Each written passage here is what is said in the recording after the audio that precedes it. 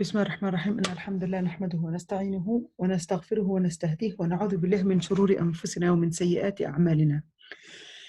Today, inshallah, we're going to be talking about fiqh of divorce. A lot to say about fiqh of divorce.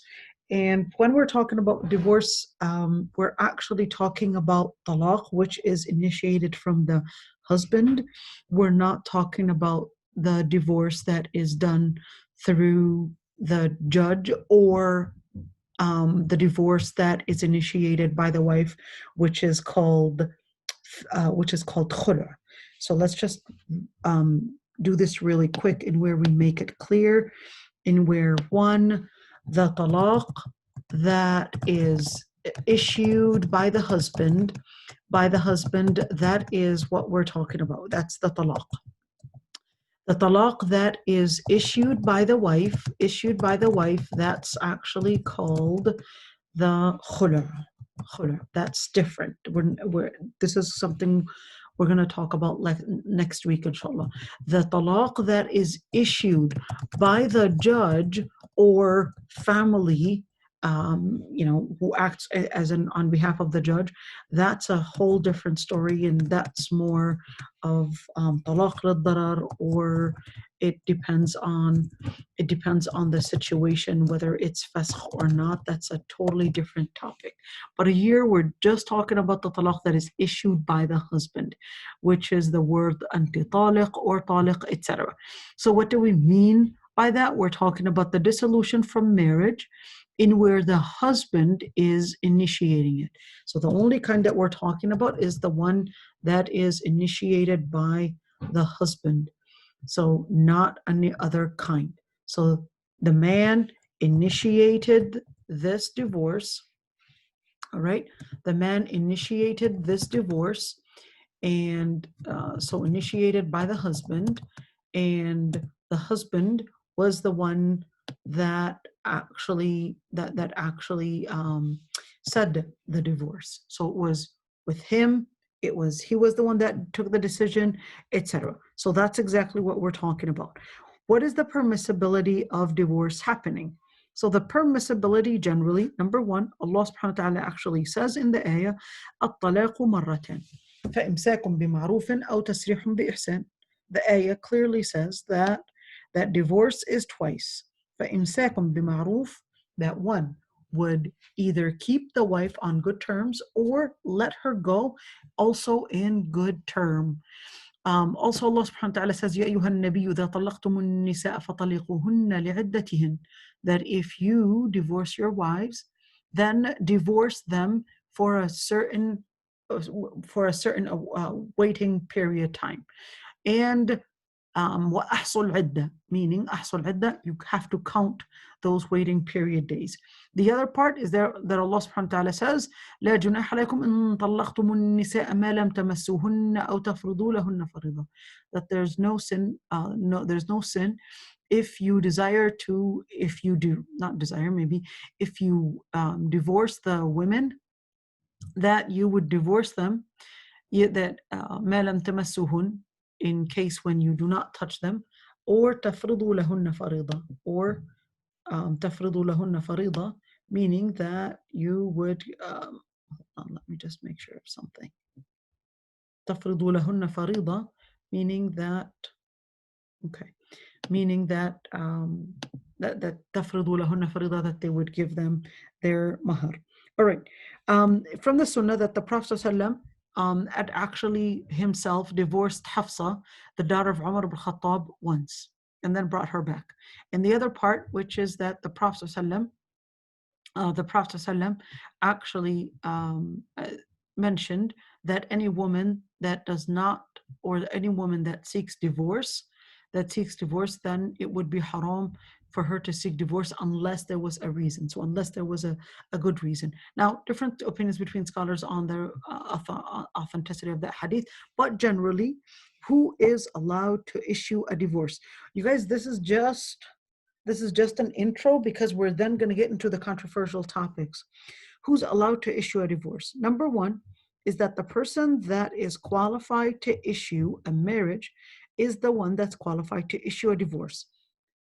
Question, issue number one. generally, when we speak about somebody that is qualified to issue a divorce, we're actually talking about who is considered that if they issue a divorce, then we're taking this seriously. Number one is that generally there's a taklif. What is it, taklif? That the person that is initiating the divorce, that man that is initiating the divorce, that one, he is, so let's look at here what makes a person accountable, or at least in the eyes of Islam, that they're sound and they're qualified to issue a divorce or issue a marriage. Number one is that they're Muslim. So we're talking about a Muslim here, and we're talking about somebody that has reached the age of puberty, and we're also talking about somebody that is mentally sound. And when we say mentally sound, that's where we go in detail. What if somebody is not mentally sound? What does that mean? Let's say somebody has different stages of being aware of what's going on. There's a difference between schizophrenia and somebody that is bipolar and somebody with PTSD. Each and every single one of them would have a ruling that we would base it on. So somebody with a mental issue, can they necessarily issue a divorce like that? Not necessarily, because there would be somebody that is a wali. So in situations like that, we would actually have a wali. We would have a person that acts as the guardian. And the guardian is going to be the person to issue those statements on the person's behalf, because they're not qualified mentally to take and make sound decisions. So in situations like that, we would actually have a guardian that will act on the other person that is not aware of what they're saying, whether that meant somebody that has stages of mental illness, or whether that person has moments of, let's say, getting disability. So it's not always there. Sometimes it can happen. It depends on how they're taking their medications, etc. Or sometimes it may depend on how severe the case is. So in situations like that, then the guardian would be the person to be responsible over that person. So the mentally sound, it depends on the situation. We're going to talk about each and every single one of them.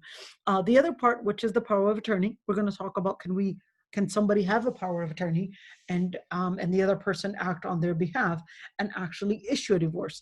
And what if they said, no, I gave you the power of attorney to only do my transactions and not a divorce? We'll talk about that. And the other part, which is the judge. So can the judge actually issue a divorce?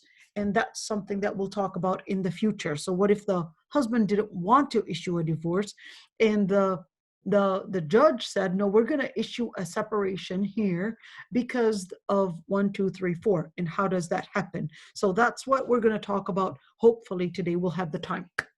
Now, women first, who are we talking about when we say which women can be divorced? Is it any woman? Which women are we actually talking about here? The women that we're talking about are basically the women that one can issue a divorce for, meaning she's his wife, they're married, and this person is actually in that marriage. And here we could see the question, can they actually issue a divorce before the marriage even takes place? So he just says, you know what, even if I were to marry you, I would consider you divorced. All right. Is that divorce actually taking place, or does it even take place? Scholars actually had different opinions on whether it does take place or not, because of a hadith that actually says لا طلاق قبل نكاح, that there's no divorce before there's an actual marriage. And the majority of scholars considered that that is an evidence that you cannot divorce a woman that you're not even married to. And even if a marriage were to take place, that word that happened before an actual marriage taking place, that it wouldn't be counted. Versus the Hanafi madhab, they regarded that yes, it does take place because that word was mentioned and is still valid, and they actually regarded that that hadith is not necessarily authentic. So just really quick, so what does that mean, and why is it important? So the reason why it's important is because, unfortunately, there's a reality that we're facing right now, is that many of today's many of the men during our today's time are not acting as responsibly as they should be. And unfortunately, many, and of course here we're talking about men, since we're talking about the divorce that is issued by men. Many of the men are not trained, and they're not disciplined to consider their wordings, and that every single word counts. Unfortunately, many men are right now in their 30s, and some even in their 40s, that are still living on games and acting like little young children. If the child does not learn responsibility, and that every single word of their words count, then by the time they reach their marriageable age, they're still going to think that I can just change my mind, and, oh, sorry, I just went into a tantrum. So this is what we're dealing with when we actually go with these kind of issues, is that when a person is not acting responsibly and doesn't know how to consider those words and consider those actions, and really be disciplined in knowing what to say, these kind of things actually do happen. And I get these questions all the time. So, don't think that, oh, what kind of a question is that? Believe it or not, those questions and those issues do actually take place all the time, and I see it all the time. The number of divorces generally are three divorces. And when we say three divorces, what that means is that there would be a divorce. Here we go. There would be a divorce number 1, divorce number 2, and if divorce number 3 happens, that's the end of that marriage. They cannot come back to each other unless she marries somebody else. So when we're talking about divorce, الطلاق مرتين, meaning that these 2 divorces, they only get 2 chances. And then if the third divorce happens, then she cannot get back to her husband unless she marries someone else. So فإن طلقها فلا تحل له من بعد حتى تنكح زوجا غيره. Then she cannot go back to him unless she marries somebody else. We're going to get to what that means. So the other part is what acts as a divorce issue. What can make an issue a divorce issuance? Number 1 is that they're verbal things, they're written, and they're gesture or body sign language. And when we say verbal, meaning that the person verbally and literally said, you're divorced. Whether he said it in Arabic, said it in their language, then that means that that person literally said that this is a divorce that he's issuing. A written statement. The written statement we need to make sure that it was really written by him. It can be a text message, it can be a WhatsApp message, it can be through his messenger, etc. And if it's a written statement that was written by him, then this is considered a divorce. And it is very important to mention that ثلاثة جدهن جد وهزلهن جد. 3 things, whether a person is doing it jokingly doing it, or seriously doing it, they're going to be considered as taking place. 1, الطلاق, العتاق, and النكاح. So number 1 is divorce. This is a hadith sahih. Al-itaq, freeing a slave, and finally getting a marriage. So any of these, whether the person jokingly said it or whether the person was serious about it, they're still going to be considered as an issue of divorce or a marriage or freedom. And the final thing, which is a gesture for nonverbal or let's say disabled.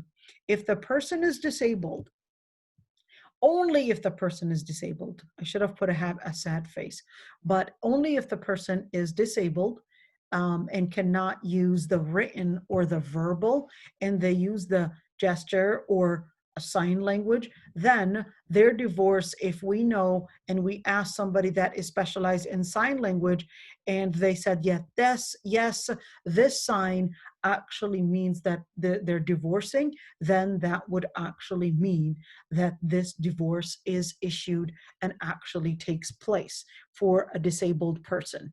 The other part is the power of attorney. When we talk about the power of attorney, the majority of scholars did actually accept that that there would be a power of attorney and they can actually put a power of attorney to act on their behalf. And this is actually the opinion for the four different schools. That the scholars that said that no, a power of attorney cannot take place and cannot be considered as a divorce through a power of attorney is Ibn Hazm and the Zahiriyya. For Zahiriyya, and there were some other scholars, but this is this is just their opinion. And the other part, which is that they considered, these scholars considered that it does take place because they said, well, it is exactly like a person issuing the divorce on his own. The only difference is that the person hired somebody to say it on his behalf. So they said, this is an evidence that proves that the person issued it on their behalf. The other scholars that said that it is invalid, they considered that the person is supposed to issue this on their own because of the sensitivity of the issue, and that you cannot necessarily have a power of attorney. Who cannot issue a divorce?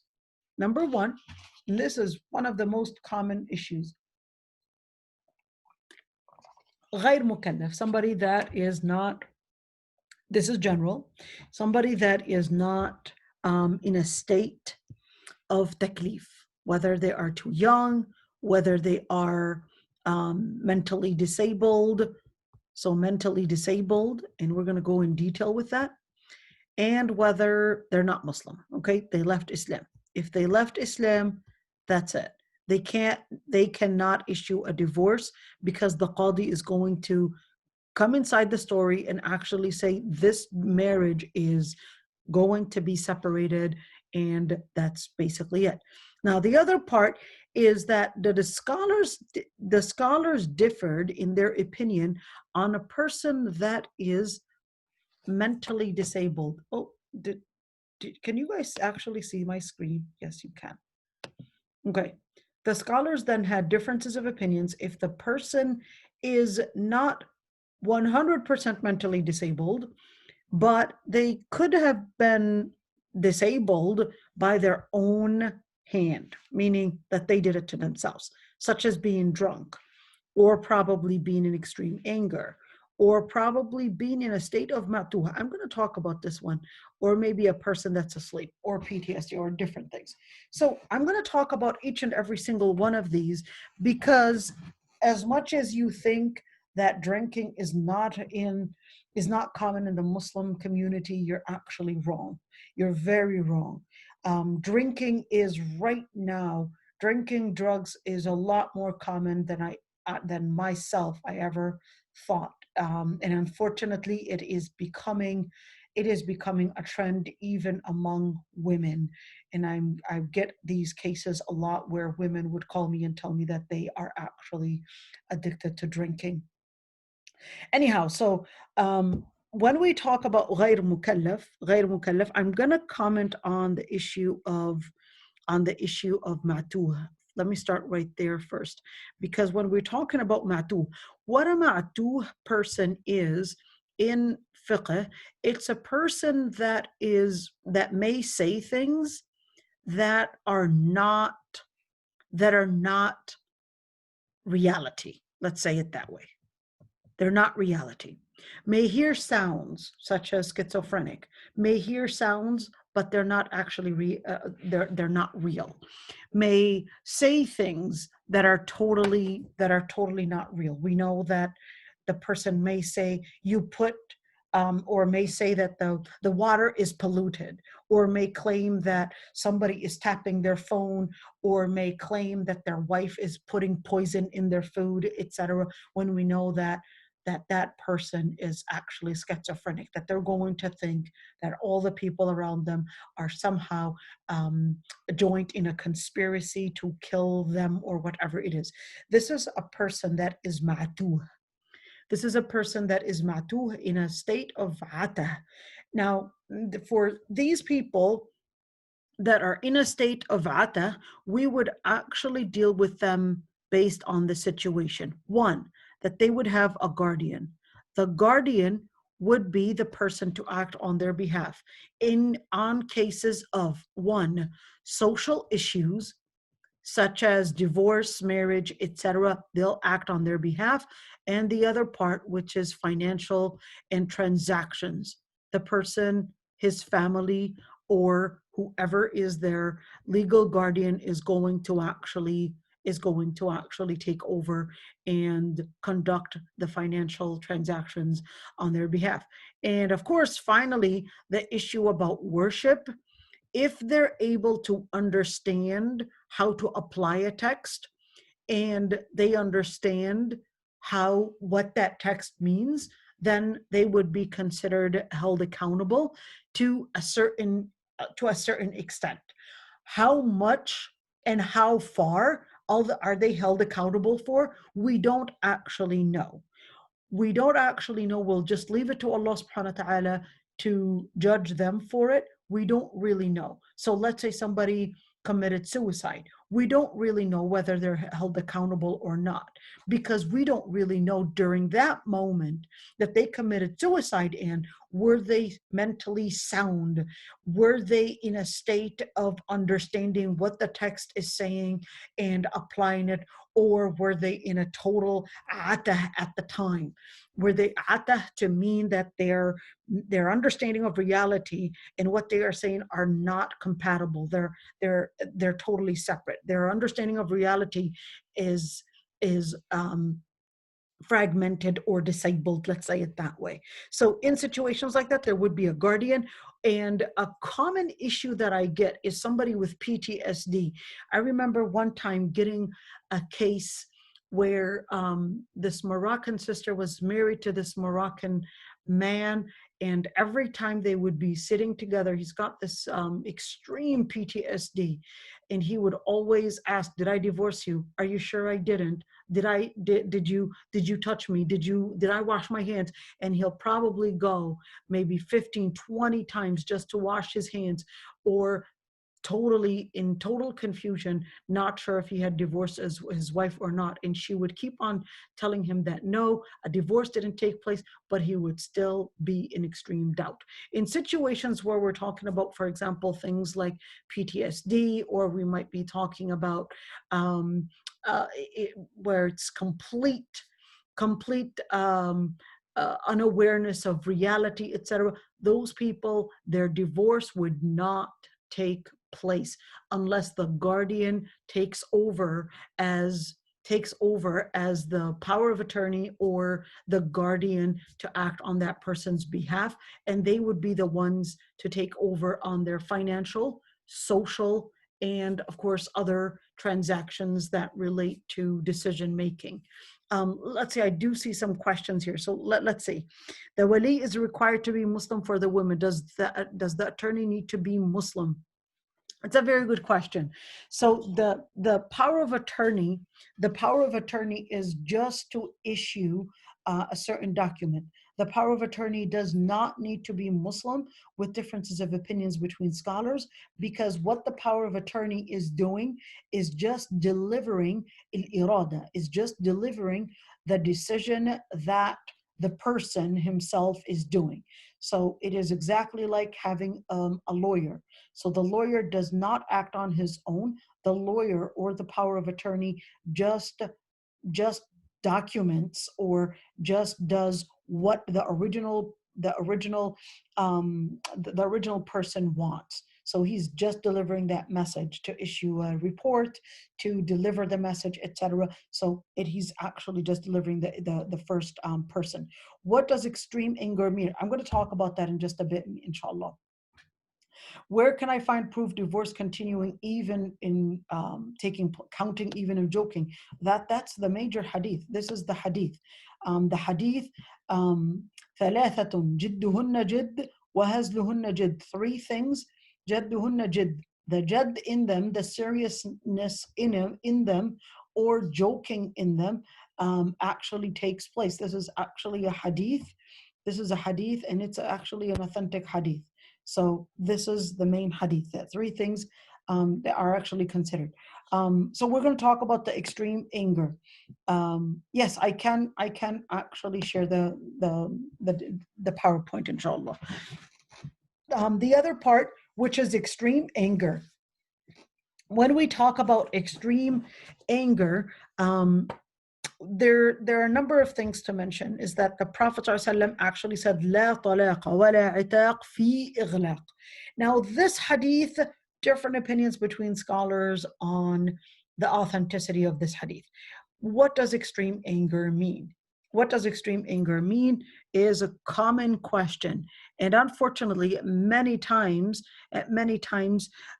people would just right away just say, oh, I was actually too angry. I wasn't sure if I actually said it or not. So what does anger mean? And what are we talking about when we talk about anger? What we talk about when we talk about anger is a person unaware of what they are saying. So the person is unaware of what they're saying. The Prophet ﷺ actually said, لا طلاق ولا عتاق في إغلاق, that there's no divorce and there's no, meaning issuing freedom for a slave when the person is in a state of إغلاق. What is إغلاق? So the scholars actually explained what إغلاق means, and they explained it as follows. They said that when we're talking about anger, we're actually talking about three different types. Number one is that when the person totally is in total rage, that they don't even feel what they had said. They're totally unaware of what they said. And then they said, this person, there's no differences of opinions that their divorce takes place. So how are we going to know if the person is really unaware of what they said? So the Qadi might ask the question and say, where were you sitting? What were you doing when you said this? He might say, I don't remember a thing. Everybody around me says that I actually divorced, but I don't actually remember that happening at all. I just remember that I was really angry, breaking the things around me, but I totally don't remember what I was saying. This is the ighlaq that we're talking about. No differences of opinions. The other part is where it's the start of getting angry. So he's starting to get angry. I don't know, the food was burnt. And some people, they just have an issue with temper management. So he's not really sure, but it was just the beginning of his anger. And then what happened is that you ask him, what were you doing? I was sitting down in the kitchen. And what did you say? I just said, you're divorced because you did such and such. And I would say, well, did you tell her something else? Yeah, I swore at her and I said this and that word. That means you were in the beginning of that anger and you weren't actually in the type of anger where you were unaware of what you were saying. You were able to recognize every single word to the point that you were giving me details about what words you swore at her, what you said, where you were standing, what you were holding, etc. This is just in the beginning of it. All right. This guy, in this situation, their divorce does take place. Their divorce does take place because they were aware. Having some kind of an anger and some kind of anxiety, it does not mean that this is what we refer to in the hadith as la talaqa fi ighlaq. This is not what was referred in the hadith. It's not that the person has to be in total tranquility, in total calmness, in order to say, yes, this talaq does take place or it doesn't take place. Number three is that the scholars had differences of opinions on the third type of anger, in where they're not fully unaware of what they said, but they're totally in extreme anger. They do remember what happened. But it just, just got out of their lips. And then they really thought about it, like, what did I just say?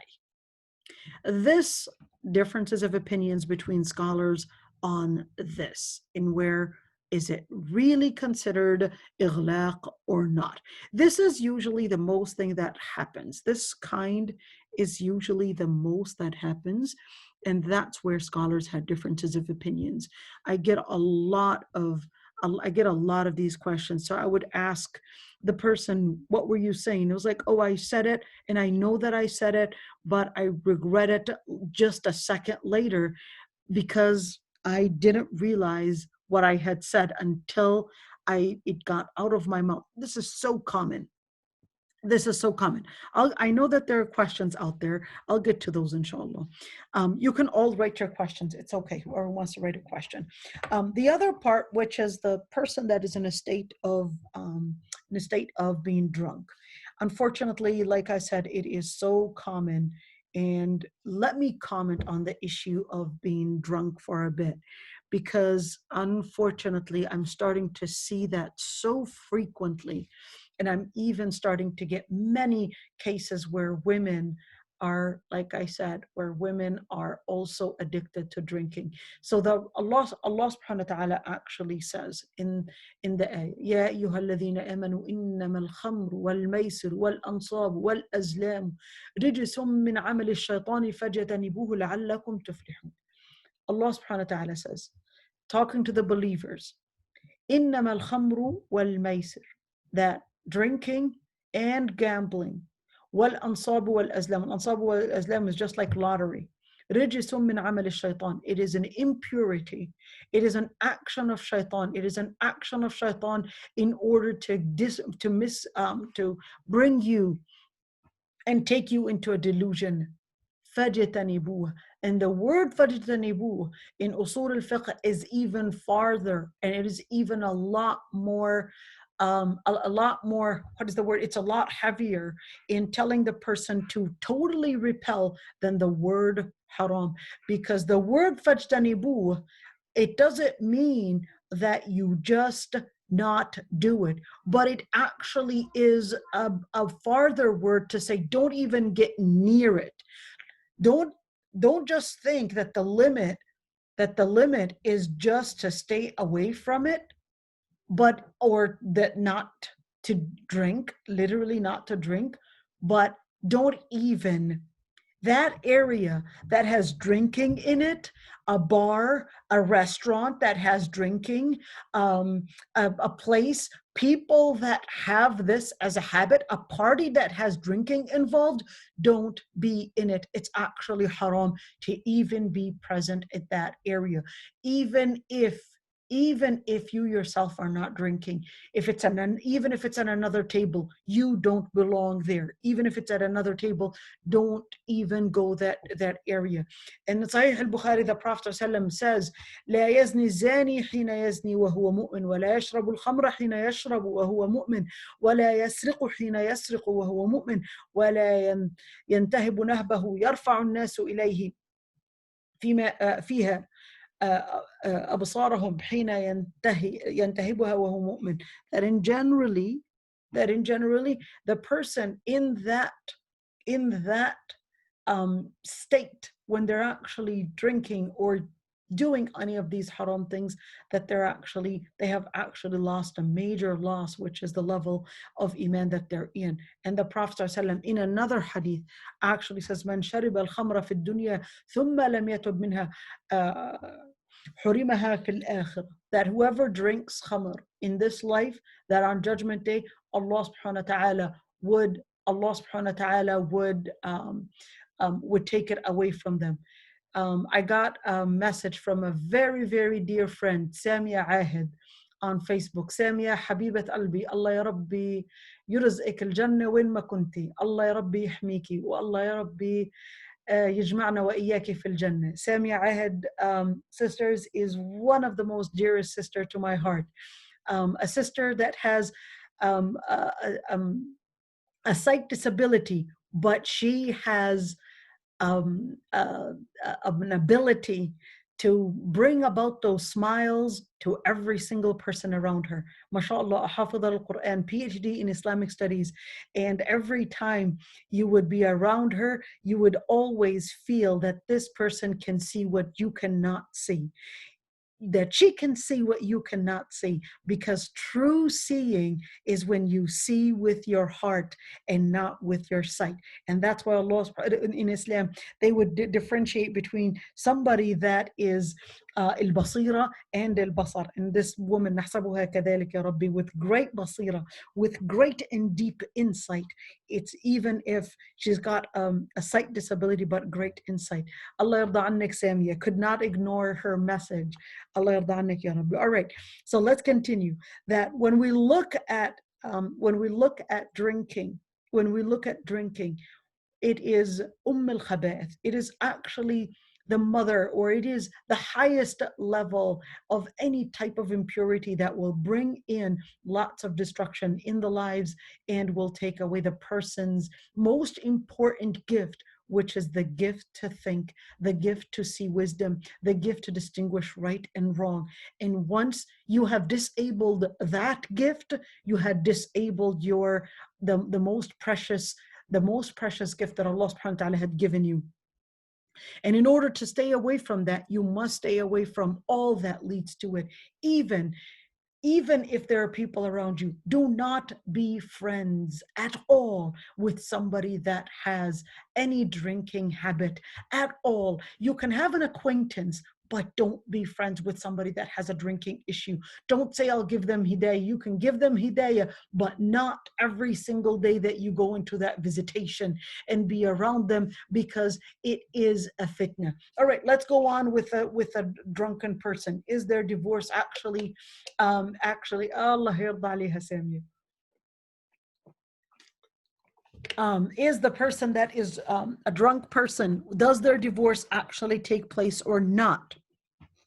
The majority of the scholars actually said that a person, even if they are drunk, that their divorce takes place.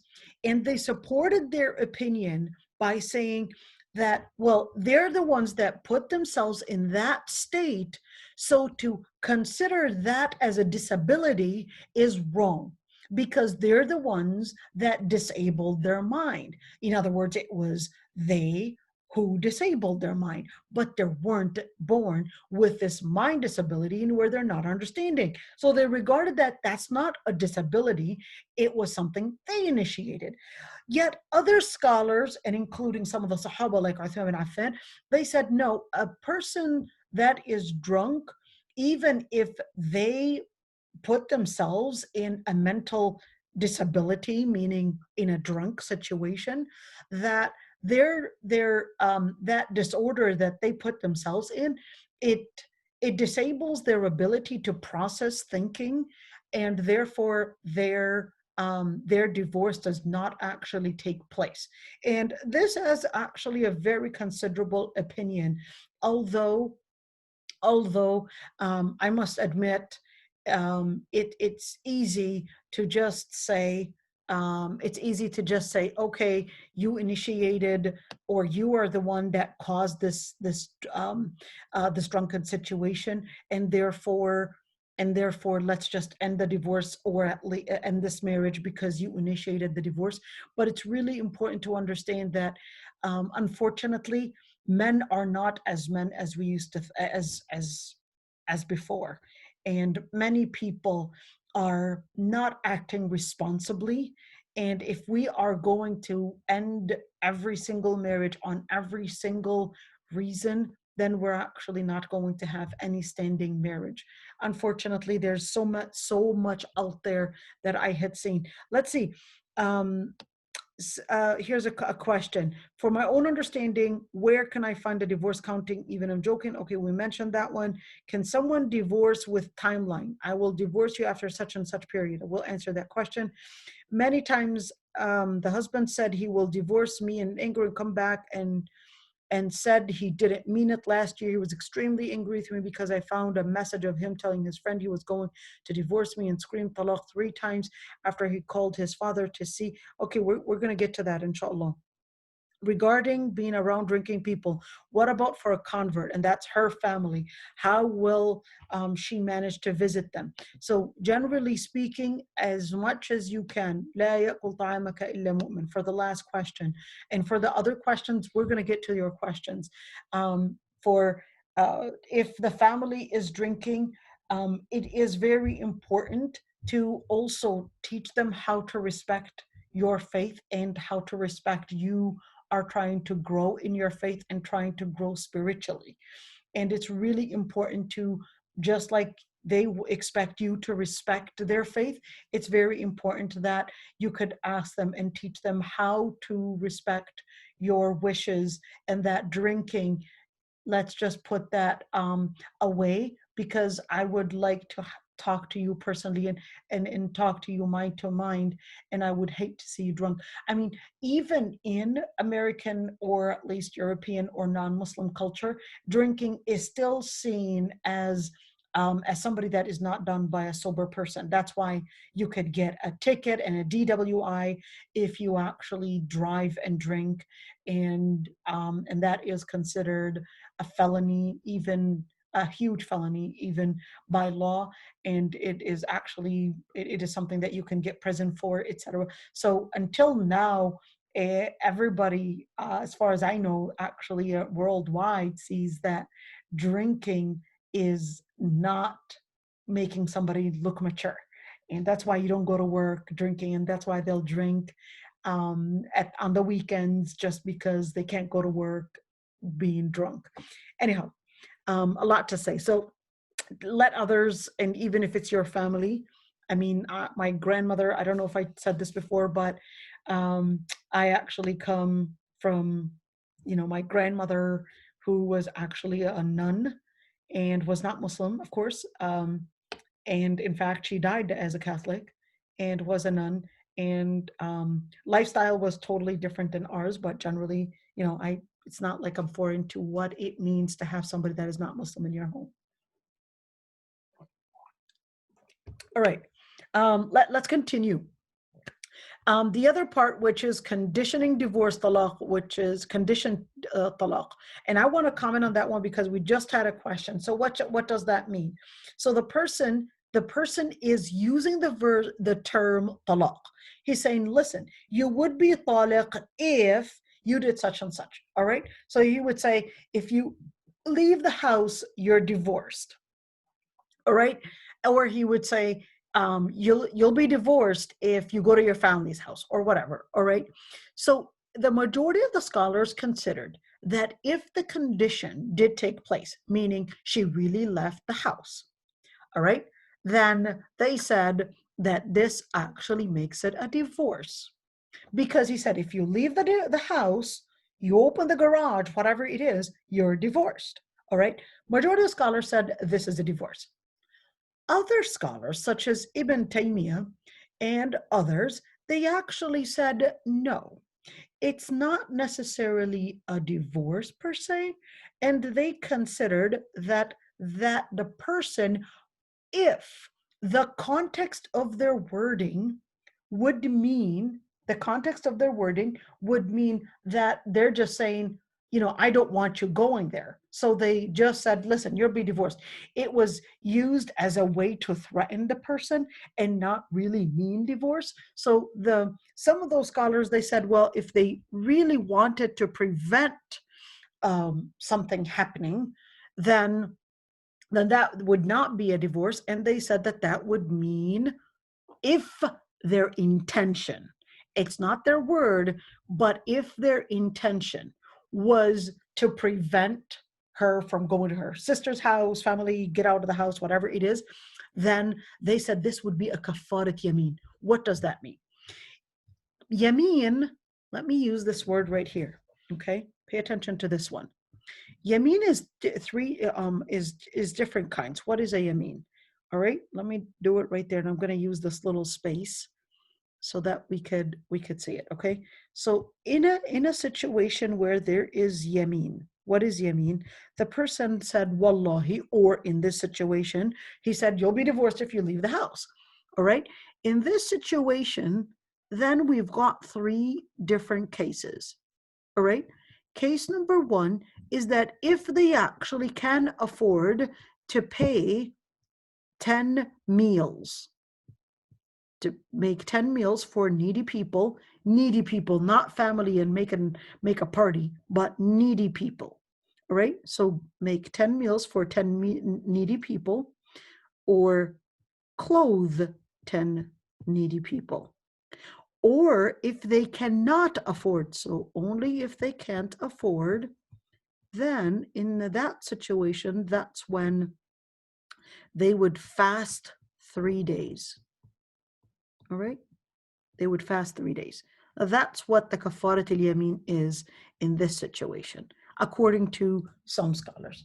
According to some scholars, but not all scholars would agree that that is the case. All right. So, and of course, not every condition is seen as yamin. We're going to talk about that later on. It depends on the context. So if he said, for example, if you cheated on me, you're divorced if you cheated on me, well, that would mean that that divorce actually takes place. All right, if she cheated on him. All right, this is not talking about to prevent somebody. No, there's a difference between to put a condition that if you do such and such, I'll do this, in where you're trying to prevent somebody from doing something, and between saying a different condition. If you cheated on me, then you're divorced. If you did this, not if you will do. There's a difference between saying something that is conditioned on the future, and between something that you're saying that if you cheated on me, and you would consider that if this happened, then this would be a divorce. All right, so not all scholars, like I said, so in situations like that, it depends on what the condition is. And some scholars, so generally, to recap right there, majority consider that if the condition happened, that this would be a divorce. She leaves the house, simple, she's going to be divorced. Ibn Taymiyyah and other scholars said that no, it depends on his intention. If he meant with that intention to prohibit her from doing something, then if she does do it, then the man will just pay kafarat al-yamin. But if she doesn't do it, well, there's nothing on it anyways. All right, because she didn't do it. All right, now, but this is not in every single condition. We're going to go in further details in just a bit. I forgot to mention some other notes right here, I believe, right there, which is a person that is asleep. I forgot to mention that one. A person that is in a state of a coma, of course, they don't divorce. But what if the woman was harmed? This man has been in a coma for 6 years, 3 years, whatever it is. And they're not really sure whether this person's ever going to heal. And the woman said, I can't handle this because I'm not sure how long it's going to take. Then the qadi, the judge, will issue a divorce on this person's behalf. The other part, which is somebody that is asleep, a person that is asleep and they issued a divorce and they were not aware of what they were saying, it was during their sleep, during a dream, etc., then the divorce does not take place, even if they did it during their sleep. Why? Because the Prophet ﷺ actually says that Allah subhanahu wa ta'ala رفع القلم عن ثلاثة. Allah subhanahu wa ta'ala had uplifted, or not uplifted, but Allah subhanahu wa ta'ala does not hold three accountable for what they're doing. One, a person that is asleep. Two, a person that has not reached the age of puberty until they reach the age of puberty. And of course, three, المجنون حتى يعقل, which is a mentally disabled person until they are mentally sound. That's when they would be considered. All right, so another issue, which is the divorces, 3 divorces in one. The man, and this is so common, at least I find it more in some cultures than others. I find it more in Arabic cultures and Somali cultures than other cultures. They would say you're divorced 3 times. That's the easiest way to get angry at a woman and just say, hey, inti talaq bitalat. This is very common in Arabic culture as well. So in situations like that, we have to understand what is the etymology of this? Let's say it that way. What is the history of this? The history of this is that the Arab used to issue a divorce many, many, many times. They didn't have a set number. And they would keep the wife and say, well, I'm going to bring her back. And then divorce her again. And then bring her back. And then divorce her again. An unlimited number of times. So the ayah was revealed, وَلَا تُمْسِكُوهُنَّ ضِرَارًا لِتَعْتَدُوا. The ayah was revealed, and don't keep them, meaning hold them, meaning keep them in a marriage just to harm them and not actually have them move on with their life. In situations where the man issues a divorce and says, you're divorced 3 times, all put together, one word, all of it, and just says, inti talaq bithalath, you are divorced 3 times. Scholars actually had differences of opinions. Number one is that majority of scholars actually said that the 3 do actually take place 3. So if he said by 3, there it is. It's 3 divorces. Well, he issued it 3 together. He wasn't supposed to do that. Too bad for him. He should have taken a break and actually thought about it. This is the majority of scholars. Yet another group of scholars, they said, well, when we look at the legalization and the legal maxim, when we look at the maxim as to why divorce was made into 3, then we would understand the whole concept of wanting to do that at separate moments is because Islam wanted the person to take 3 different times and not rush things. If people rush things and actually announce it 3 times all at once, they said, well, this contradicts the main principle of what Islam intended to make, why Islam and what Islam had intended for 3 different divorces. So they said no. Whether he said talaq, talaq, talaq 3 times put together right away, talaq, talaq, talaq like that, or whether he said you're divorced 3 times in an angry voice like that, then they said that would only be considered as 1 divorce, period. And the reason why they actually based it on different evidences. Number one is that there's a hadith where Abdullah ibn Abbas actually radiallahu anhuma, that he said كان الطلاق على عهد النبي وعهد أبي بكر وسنتين من خلافة عمر رضي الله عنهما طلاق الثلاث واحدة. So Abdullah ibn Abbas actually said that during the prophetic era, and even Abu Bakr's khilafah as well, during his authority, and 2 years from Umar ibn al-Khattab's authority, that the 3 divorces were actually considered 1. But meaning that it's just 1, and you did all the 3 together, it's still going to be considered 1. All right. So فلما كان عمر رضي الله عنه قال إن الناس قد استعجلوا في شيء كانت لهم فيه أنا فلو أمضيناه عليهم فأمضاه عليهم. So the hadith is in Sahih Muslim that that Umar ibn al-Khattab said that people, in other words, he looked at the reasoning, he looked at the principle as why Allah subhanahu wa ta'ala had made it into 3 different intervals and 3 different talaqs, and from that he considered that that Allah subhanahu wa ta'ala had put that for a reason, and people misunderstood the whole concept of having it as into the 3 different divorces. And he says فَلَوْ أَمْضَيْنَاهُ عَلَيْهِمْ, let us just أَمْضَيْنَاهُ عَلَيْهِمْ, like, because they're misunderstanding that, we're just going to count it as 1. And this is actually in Sahih Muslim.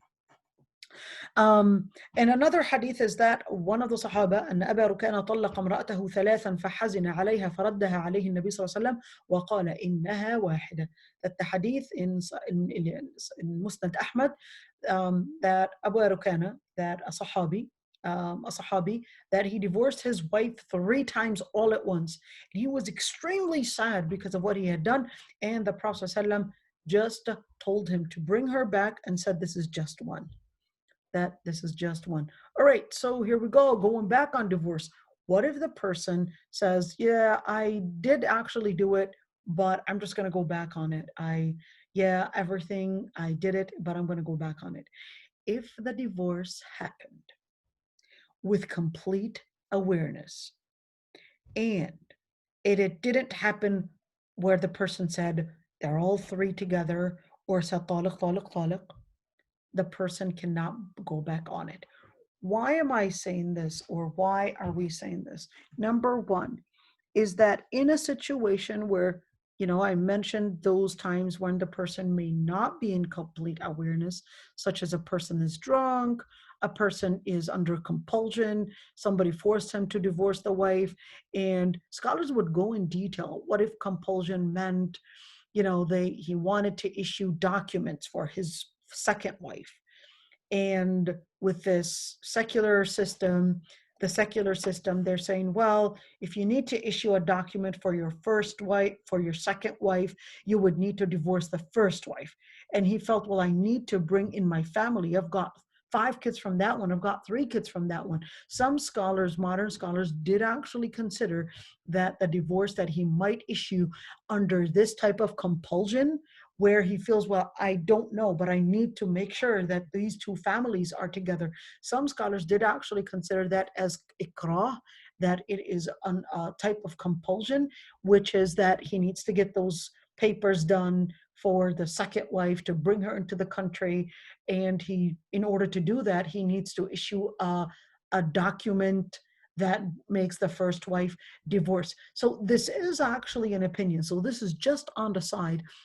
When we're talking about compulsion, there are some scholars that considered that that is a type of compulsion, and not all compulsion means that I'm going to put a bullet on your head and say, hey, if you divorce your wife, you don't divorce your wife, I'm going to empty this gun on your head.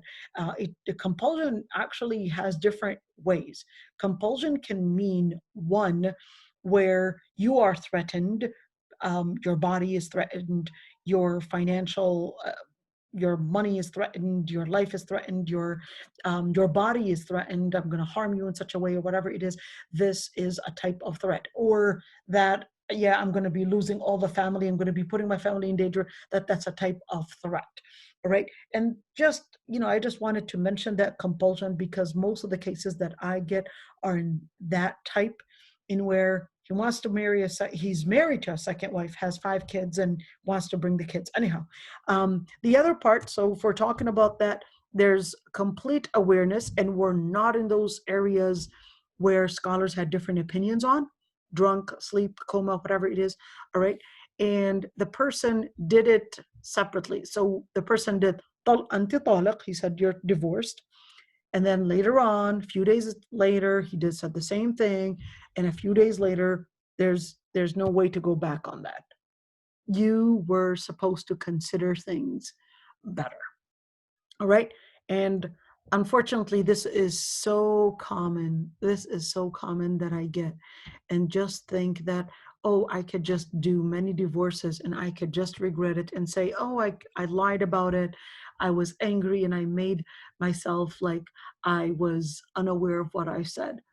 Allah subhanahu wa ta'ala will hold you accountable. And when the questions are asked of how angry you were, and what did you intend with that? Did you really mean that she would be divorced, or what was your intention behind it? The person is going to be held accountable, and the relationship could be zina. You can fool the qadi, you can fool the mufti, but you cannot fool Allah subhanahu wa ta'ala. All right, making an oath by using the word talaq. So let's say he made a word, okay? And he said, you'll be talaq if you leave this door. okay? Or you're taliq if such and such happens, all right? So generally, if it took place, nothing of that person, all right? So if you're divorced, if you eat this cheesecake or you go to your sister's house, whatever it is, although it's such a bad habit, I must admit, it's it's a very bad habit to use the word taliq. You know, my fiqh professors, Allah yarda anhum, would always teach. Of course, we studied in a mixed setting, so we had guys study with the girls in mixed settings in Kulliyat al-Sharia. So we had the guys in front of the girls in the back, but the guys and the girls were there. And our professors would always, Allah yarda anhum ya Rabbi, would always use the word talaqa or taliq, not in the word taliq that I'm saying, but would say the word ta and then la and then qa, just to teach the male students, no, don't say it. This is a taboo word. That this is a taboo word. Don't say it, even if you are in a class. They would always use it in that way. All right. If the issue didn't happen, okay, so if the issue didn't happen, some scholars considered it a divorce. Others considered it as a yamin. We mentioned that one. So in situations, let's say, he said, if you go to your sister's house, you would be taliq. We mentioned that Ibn Taymiyyah would say, well, it depends on what his intention was. Did he really mean that she would be taliq if she went to her sister's house? Or did he mean that he doesn't want her to go to her sister's house because every time she goes to her sister's house, for some weird reason, her sister's always feeding her with these thoughts. She comes back home for some reason and always filled with anger and always getting it out on the children, always getting it on her husband. So the husband said, you know what? I don't want you to go to your sister's house. You can go to your family's, but not your sister's house, because for some weird reason, she's always feeding you with lots of these thoughts against me.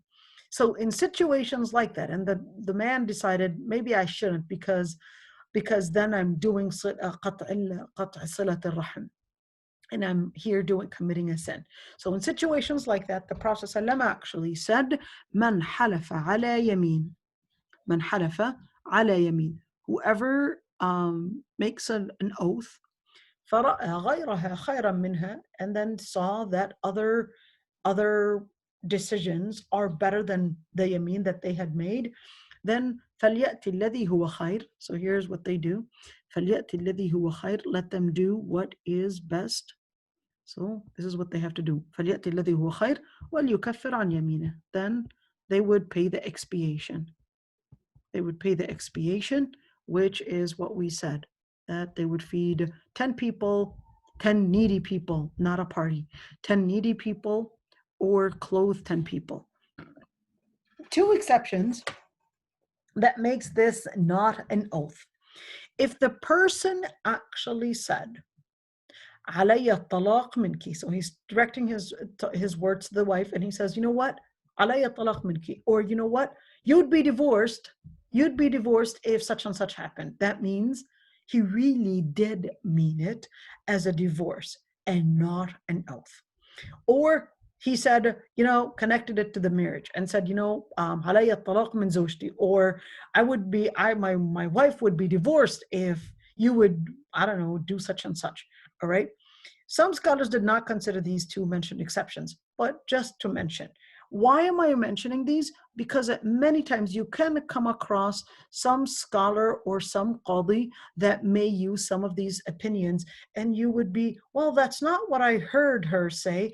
I'm not sure that I understood it right. And then you go back to the lecture and you were like, yeah, I did hear it that way. Well, I guess he's wrong. But no, the qadi might actually consider an issue as a preponderant ruling. That's why I'm mentioning all those different ideas.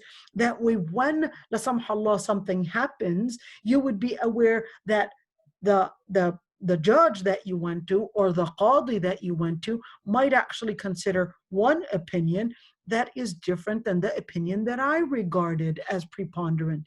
But this is just a heads up. One Two other things that must be talked about when we're talking about divorce, which is الطلاق الرجعي والطلاق البائن. What is the difference between الطلاق الرجعي and الطلاق البائن? الطلاق الرجعي, let me try to make it a little bit thicker, the pen. Here we go. So الطلاق الرجعي, here we go. الطلاق الرجعي is only in the two divorces. Divorce number 1 and divorce number 2. This is طلاق رجعي. All right? But let me just quote something Ibn Rushd says. Ibn Rushd is actually a scholar from the Maliki madhab. But what he said, this scholar is actually one of the smartest scholars. He's one of my favorite, really. And this scholar, he actually said, let's see what he said. He says, وَاتَّفَقُوا عَلَى أَنَّ الطَّلَاقَ نَوْعًا. He said they all agreed that divorce is two kinds, بَائِنٌ وَرَجْعِي. بائن, sorry, it's supposed to be بائن with one noon. بائن ورجعي. بائن meaning that this is the end of it. It's irrevocable. You can't come back to it. All right. There's no way that you can irrevoke or cancel that divorce. That's it. And رجعي. رجعي meaning that it's revocable. So they can come back to it. وأن الرجعي هو الذي يملك فيه الزوج رجعتها من غير اختيارها. So the raj'i, the one that is revocable, meaning that they decided let's cancel the divorce. All right. But the word revocable, by the way, it doesn't really translate raj'i. All right. Although in a lot of the translations, they'll actually translate the word the raj'i as revocable. It's actually not a right translation, because the word revocable actually means to cancel out a divorce or cancel out an agreement or any type of a contract. But irraj'i doesn't mean that you are canceling out that divorce. But it just means you're going back on it, but it will still be considered as a valid divorce, and it will still be considered in that marriage's record. All right? It will still be considered in the record, but you're just putting, let's say, reconciling that marriage, putting it back together again, but it does not mean that, oh, right, as if it didn't happen. Nope. It can't happen as if it didn't happen. There's no such thing. All right? All right. وأن الرجعي هو الذي يملك فيه زوج رجعتها من غير اختيارها. That raj'i, so in those divorces, let's put it right there. I'm going to draw this map right here. So this is divorce number 1. All right? And in divorce number 1, as long as it's divorce number 1 or divorce number 2, it's actually going within this. All right? And in divorce number 1, there's the waiting period. And in divorce number 2, there's the waiting period. As long as it's within the waiting period, it's going to be considered as raj'i. So he can bring her back. And guess what? He can actually bring back the wife even if she doesn't want to. All right? He has the ability to bring her back because he initiated the divorce. He can say, no, I go back on the divorce, or at least, no, I'm going to bring my wife back. What if she doesn't want to because he's harming her, he's harming her in different ways? Then that's a different window. That's a different window that we go through, in where because of harm, she can go to the qadi and say, well, I'm initiating a divorce because I'm actually being harmed, because he's constantly swearing at me, he's constantly beating me, whatever it is, he's not paying enough, we're barely having food, etc. Then that's a different route. It's a totally different exit. Here we're talking about another exit. So it doesn't mean that, oh, she doesn't have a right to say, no, I don't want to because of harm. No. This is not true. Please do not misunderstand it. This would be true if we're talking about no harm and the wife is not complaining of harm. The wife is a divorce happened and she didn't talk about harm. If she's talking about harm, then she has to go through a different window. All right. وَأَنَّ مِنْ شَرْطِهَا أَنْ يَكُونَ فِي مَدْخُولٍ بِهَا. So this is talking about a woman that her marriage, number 2, has actually been consummated, meaning that this man and this woman were in an actual marriage where intimacy already had happened, even if we're talking about once. If intimacy never happened, then this would be a talaq ba'in. If intimacy never happened and he issued a divorce, even though they never had sexual intercourse, then that would actually mean that right away he cannot bring her back, and that this would be a talaq ba'in. This would be an irrevocable one. And in order to go back and get married to this woman again, he would need to have a new marriage contract. There is no waiting period for this woman because anyways, he didn't actually have, he wasn't intimate with her anyways. All right. وإنما اتفقوا على هذا لقوله تعالى يا أيها النبي إذا طلقتم النساء فطلقوهن لعدتهن وأحصوا العدة. All right. So the reason why they all agreed on that, so all scholars agreed on what I just read because of the ayah. And here we go. Let's continue the other part, some important information that we need to talk about. And here we go. So the other part, which is a talaq al-ba'in. So which is what this is. So what is a talaq al-ba'in? Now here we're talking about 2 kinds. We're talking about when they can bring her back and when they can't bring her back. In other words, they have a different route to go through. In situations like that, number 1 is that when does and the kind where he can't bring her back happen? Number 1 is that if they were never intimate before, it actually becomes ba'in. He can't just bring her during a waiting period. But because anyways they were never intimate, anyways there's no waiting period. So anyways there is no raj'a. It's not, you can't bring her back.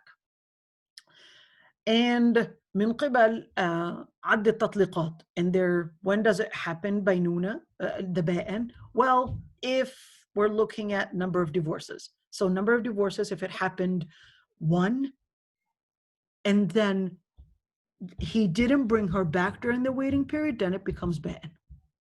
So let's do it right here. All right, here we go. Ladies, please pay attention to this one. I promise you I'll make it clear. So here's a divorce, divorce number 1. Here's the waiting period, all right? So during this moment, it's still raj'i. He can still bring her back. But if he doesn't bring her back during the waiting period, then it becomes ba'in. Ba'in, baynuna sughra. It's a small ba'in. In order for him to bring her back, because he didn't bring her back during the waiting period, then in order to bring her back, he would need a new marriage contract. He would need a new marriage contract, a new mahar, and if she accepts to go back, she accepted. But if she doesn't want to go back, or her family refuses that she would go back, too bad. This is the end of it. The other part, let's say they go back and another divorce takes place. So divorce number 2, okay? As long as it's during the waiting period, then it's raj'i, all right? But if he didn't bring her back, all right? If he didn't bring her back and during the waiting period, then it becomes ba'in. And again, sughra. And let's say he brought her back, all right? Let's say he brought her back, brought her back by getting married again, issued a new marriage contract, all right? And then divorced her 1 more time, okay? Got married again and divorced her 1 more time. Guess what? There is a waiting period, but there is no raj'a. So this is where it becomes ba'in, and this is the only time it's kubra. where he cannot go back to her ever unless she would marry a different man. All right. Any questions on that one? This is extremely important. This is extremely important. So you could see it right here. So the only times, let's continue reading this. ومن قول القبل العد actually في الخلع. Or actually من قبل going back or getting the money في الخلع. All right, and على اختلاف بينهم هل الخلع يقع طلاق أو فسخ. And they had differences of opinions whether the khulu' actually takes place as a divorce or fasakh. We'll talk about that later. All right? من قبل القبض في الخلع. Actually, it's supposed to be القبض here. All right? So let's continue. When does a talaq, let's go over here. When does the ba'in baynuna kubra happen? The ba'in baynuna kubra would happen only if the divorce in the final divorce happens. But in the sughra, it happens, the sughra, which is this one, and this one, or one. The sughra would happen if they were not intimate before, or if she got divorced the first divorce, which is this one, or got divorced the second divorce, which is this one, or in case of khulu' and she took the money, or she gave him the money, sorry. So he took the money. She said, you know what? Here's the mahr that you gave me. Take your mahr back. I'm going to send it to your bank account. Here's $10,000, and that's it. Once that transaction takes place and the money goes into his bank account, the khulu' happens. And then she's in baynuna sughra. What does that mean, baynuna sughra? They can get married again by issuing a new marriage contract. So the baynuna sughra, they can go back to each other by issuing a new marriage contract. But the baynuna kubra, which is this one, they cannot go back to each other unless she marries a different man.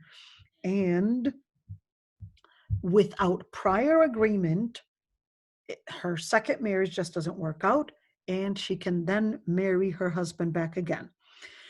All right. The talaq in waqa, but one thing to mention is that the talaq, if there's no intimacy that happened and there's no khalwa. What is the khalwa? Dukhul wal khalwa are two different things, because dukhul would mean a literal sexual intercourse that happens. Al-khalwa would mean something else, because al-khalwa would mean that they were alone together. They were alone together where they were in a private place all alone, right? So in this situation, talaq, it would be la rajata fi. There's no idda, and therefore he can't necessarily make an issue waiting during the waiting period, because anyways there's no waiting period, so they cannot say let's go back to it. All right, there's no waiting period, then therefore he cannot say I'm going to bring you back and that's it too. You can't, because there is no idda anyways, so he can't bring her back unless they would do a new marriage contract and a new mahar. Yet after, if they were together alone and in a private area, and before they were intimate, there was no intimacy, but they were alone, they had probably done some foreplay, but they weren't intimate.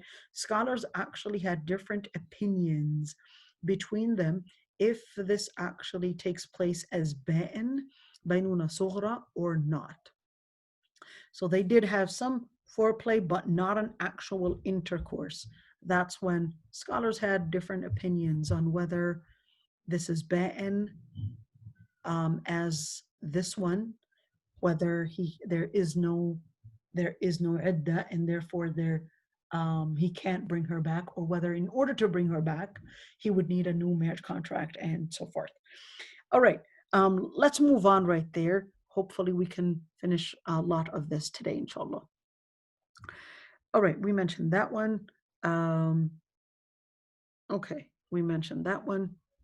All right, so when we're talking about talaq, the man can issue a literal divorce, meaning literally say you are divorced, or a figurative where it's not clear, such as saying, um, go to your family's house, or I don't like you anymore. All right. And this is a figurative talaq. And scholars had different opinions on whether this takes place as a talaq or not. With this, they all agreed. With this, they all agreed that if he literally said you are divorced, simple, straightforward word, there's no way to understand it differently. But if he said things like, go to your family's house, or I'm not going to talk to you anymore, or that's it between me and you, all right, then there would be more details. We need to know the intention. What did you actually mean by you don't like me anymore, or you don't want me in your house anymore, or you threw the wedding ring at me? What did you mean by that? All right, that's when the intention, we would question that. The other part, which is conditioning on a future. So putting a condition for the future, that if the sun rises tomorrow, then you're divorced. Well, of course, the sun is going to rise tomorrow. So in this situation, then the scholars would say that's a divorce right there. All right. Let's go for the other part, which is a talaq al-bid'i wa talaq al-sunni. Generally speaking, in Islam, if the man wants to divorce, he must divorce the woman after, so not, let's do it one, not during her cycle, meaning menstrual cycle, and not in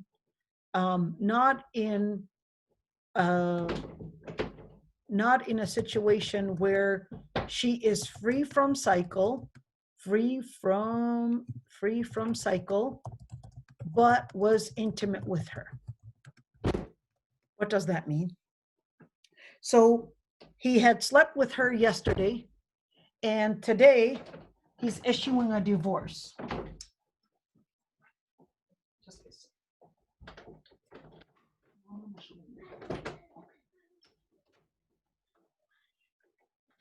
So in such a situation, this is actually called الطلاق البدعي. الطلاق البدعي would mean that it is not the sunnah.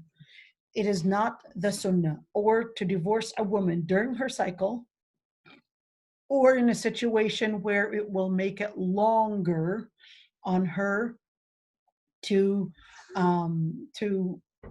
of course count her iddah. It would take long. It would be too long for her. So this would be a talaq al-bid'i. With talaq al-sunni would mean that he would wait when she gets her cycle, and then after she finishes her cycle, and then if he wants to divorce, then go ahead and divorce if there is a reason to divorce. All right, and if there's no reason to divorce, then that would be talaq ta'assufi.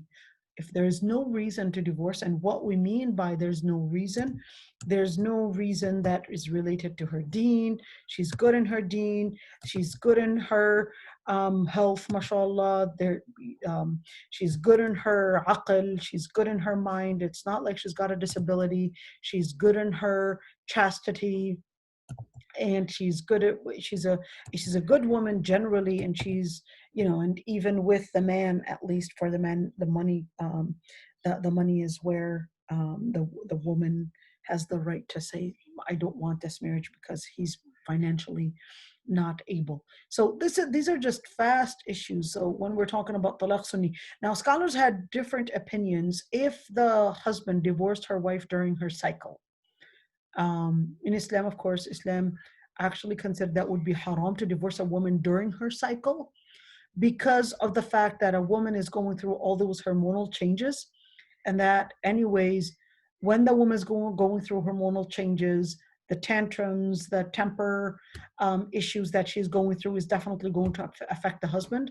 So Islam actually considered that a man cannot divorce a woman during her cycle. Scholars then had differences of opinions on whether that divorce, whether it does take place. Then they had differences of opinions on whether that divorce does take place. Does it take place? or whether it's invalid, meaning that that divorce doesn't take place and the man is just at sin. All right, they had differences of opinions. So it depends on the sheikh that you're going through and the qadi that is looking into your case. They might consider these issues and they might say, yeah, it takes place, or they might say it's invalid, or and the person is at sin only. That's when they said if it's talaq bid'i or talaq sunni. Next week, inshallah, we'll be talking about al-khulu', a lot to say, but let me go through some of the questions here. If the first divorce he came back and not doing new marriage contract, just back like nothing happened because of lack of knowledge, and I just consider he was angry at the time.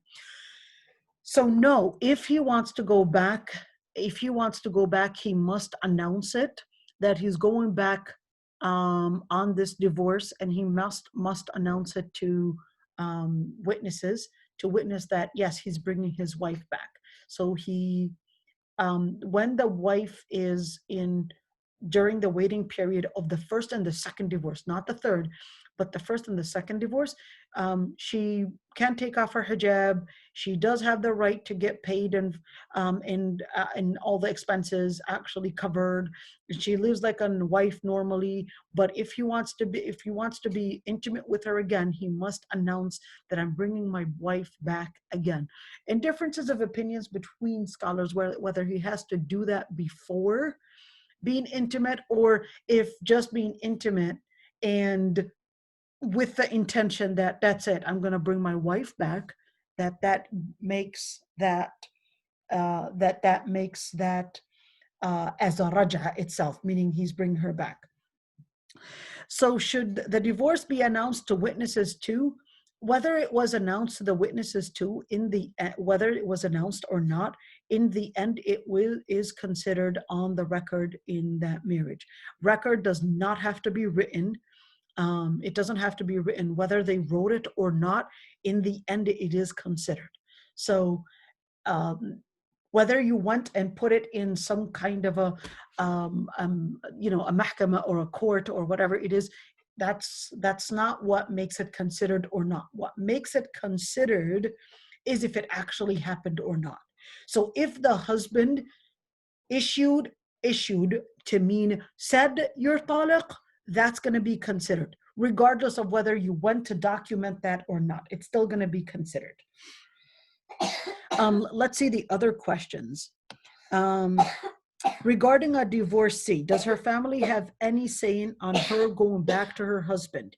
If her and her husband want to go back, because I remember the Prophet ﷺ corrected a Sahabi stopping his sister to go back to her husband. Well, number one is that it depends if this is a revocable or an irrevocable divorce. So does her family have the right? Generally, the ayah, and this is called Adl al-Wali. What you're talking about, Zainab, is actually called the Adl al-Wali. Let me write it down right here. Adl al-Wali, the ayah, this is actually called Adl al-Wali, and the ayah actually prohibited that the wali, which are the wife's family, that they would prevent the woman from going back to her husband. And the ayah says, "In aradna wa la ta'duluhunna iyankahna azwajahunna in aradna tahassuna," that they're not allowed to prevent a wife from going back to her husband if she wants to go back to her husband. So in case of talaq,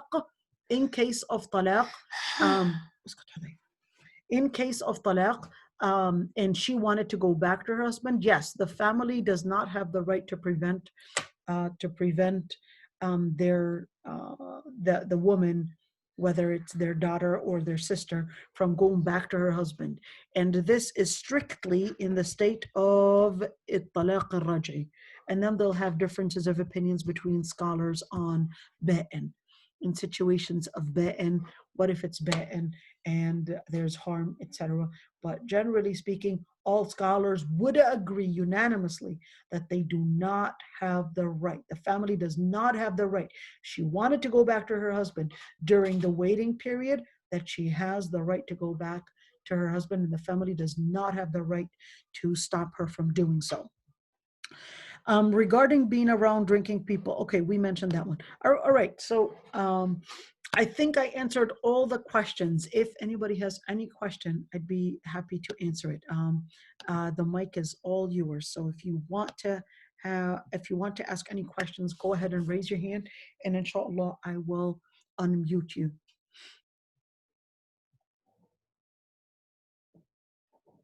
All right, looks like there's no questions. We'll see you all. Let me see. That's Monday. Monday? Yeah.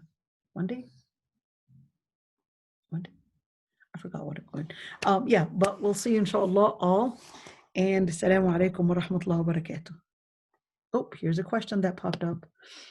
Barakallahu fiki wa fika. Allah yarda annak ya Rabbi Zainab. All right, assalamu alaikum everybody. قولهم مع السلامة. السلامة. قول السلام عليكم. عليكم. قولهم شو اسمك. شو اسمك؟ لا أنت قولهم شو اسمك. Sorry you guys, this is my autistic son, so I told him tell him what your name is, and he says what is your name. قولهم شو اسمك. أنت شو اسمك. أنا اسمي حذيفة. قول أنا اسمي حذيفة. أنا اسمي حذيفة. شاطر حذيفة. هم مسمينك حذيفة. الحب جميل. الحب جميل. Okay. Go ahead, sister Zainab. السلام عليكم حذيفة.